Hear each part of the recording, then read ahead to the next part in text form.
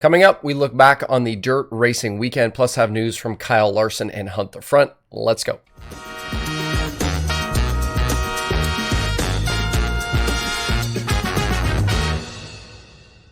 Today is Tuesday, March 1st, 2022. Welcome into Dirt Tracker Daily. I'm Justin Fiedler.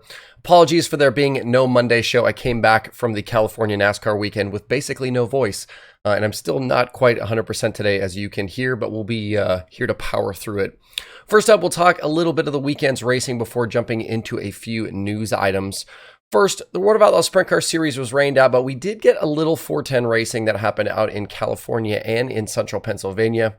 On Saturday out in California at the Keller Auto Speedway in Hanford, it was Carson Macedo who took the victory in the 30-lap 410 main event over Kerry Madsen and Shane Golobic. With the Outlaws off, Macedo went home to run a third entry for Tarleton Racing. Macedo battled with Madsen through about halfway in that race before pulling away in the end. It was Madsen's first race in the Toyota-powered Roth 83, and that new pairing looked really strong. This wasn't a World of Outlaws field, but still some solid competition out there at Hanford. We'll see how Madsen fares when the Outlaws head west in the coming weeks. I did see some complaints about the surface, specifically from Dominic Scelzi afterwards on Twitter. His gripe was the track was too narrow and they couldn't get any passing done all night. They made a bunch of improvements to Hanford, and that combined with some chilly temperatures probably played a role there. As a fan, though, I didn't feel like the racing was really all that bad to watch. I do wonder sometimes what these guys do hope to accomplish, though, by complaining on social media. No promoter or track prep guy wants to see bad racing. This is clearly an inexact science that doesn't always go to plan, and it seems like some drivers and fans think you can just snap your fingers and fix a racetrack. Earlier in the night, Shane Golobic won the 360 Sprint Car feature, charging all the way from the 9th position. In Pennsylvania at Lincoln, the icebreaker was moved to Sunday to take advantage of a little more favorable weather conditions. Freddie Rahmer started second, took the lead from Aaron Bollinger on lap 11, and held off Brent Marks in the closing laps to take the win in the opener. Marks, Anthony Macri, Danny Dietrich, and Jordan Givler completed the top 5. Nice start to the year for Rahmer, who is chasing, I believe, a third straight track title at Lincoln, also driving for a new car owner. Some other nationally known drivers that were in attendance on Sunday getting some laps included Buddy Kofoid and Bernie Stubjan's Indy Race Part 71 and All-Star regular Justin Peck. Kofoid ended up 8th while Peck had engine issues and finished 19th. The weekly schedule at Lincoln continues this coming Saturday. Short Track Super Series had their first Elite Series event over the weekend at Cherokee Speedway. The Elite Series is a collection of high-paying races kind of inside of the normal championships the Short Track Super Series runs each season. The Elite Series is new for 2022. On Saturday night, it was Ryan Godown surviving the 50-lapper to bag the $25,000 payout. The track didn't look like it took rubber, but we had a bunch of flat tires late in the going, and I'm guessing there was just more wear on those right rears than the teams were expecting. Cherokee is obviously not a normal stop for cars that normally race in the Northeast, so I'm guessing the teams probably didn't have great notes here on the surface. Guys like Matt Shepard and Anthony Perego, among others, were victim of flats late in the going. Godown had a spirited battle with Larry White before coming out on top at the end. The Elite Series for the Modifieds continues March 10th through the 12th at Georgetown for another $25,000 to win main event.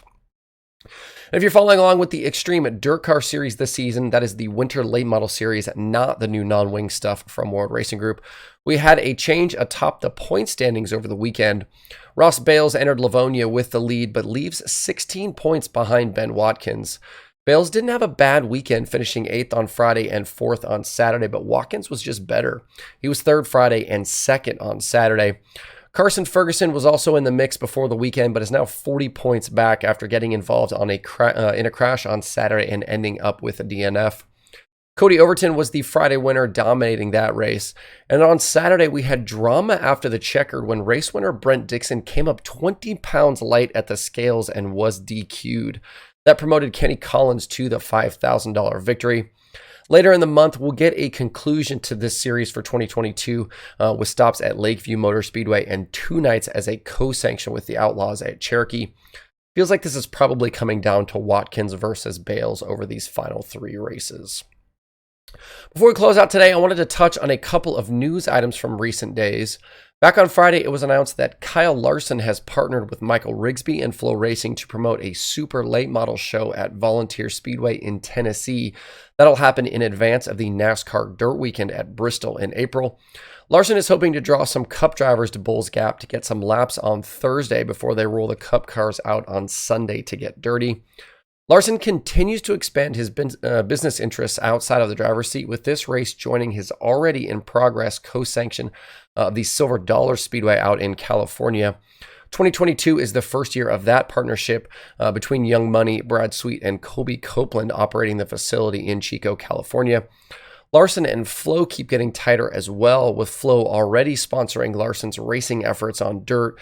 That's between the Rumley late model, his midget, and the Paul Silva-owned 57 sprint car. FloRacing replaced the deal Larson had with Lucas and Mav TV Plus. In the story posted by the Associated Press, Larson also mentioned his hope to resurrect the Prelude to the Dream at Eldora, which is a super late model race that featured NASCAR stars that happened from 2005 to 2012. Larson hopes to add it to the schedule for 2023. And finally today, if you're a fan of Hunt the Front, keep an eye on Joseph Joyner this season. He'll still race the family's number 10 capital car plenty in 2022, but he's got a new deal to run 25 or 30 races for Mississippi car owner Leon Henderson. In a story by Robert Holman at Dirt on Dirt, it was revealed that Joyner will pilot the Henderson car in some major late model events this season, including the Show Me 100 and Prairie Dirt Classic. Joyner was one of a handful of drivers to appear in a Henderson car last season, with Henderson himself, David Brazil, Randy Weaver, and Ryan Crane being the others. Joyner said Hunt the Front car will still run big events like the Bristol Dirt Nationals and then the Million and World at Eldora. And don't fret if you're a follower of their YouTube channel, I'm sure the Hunt the Front cameras will be all over Joyner when he runs for Henderson coming up this year.